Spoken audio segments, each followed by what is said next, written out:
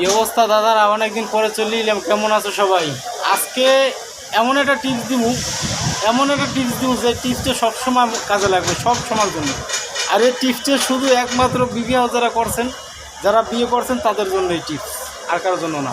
যারা বিয়ে করছেন তাদের জন্য এই টিপসটা হচ্ছে গিয়া যারা বউ সোজা করতে পারেন না। বউ সোজা করার একমাত্র উপায়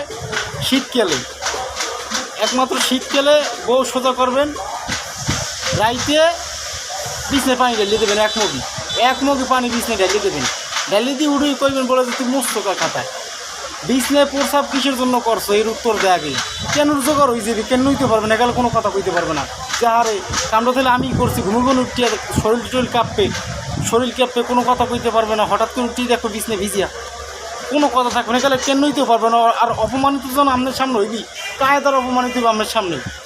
এই একটা টিপস।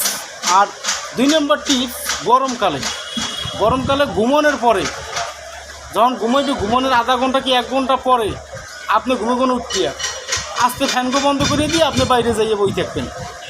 নিজের একটু কষ্ট করতে হইবে, মানছি। নিজে একটু কষ্ট করতে হইলে বউ শিক্ষা দেওয়া জরুরি, ঠিক আছে?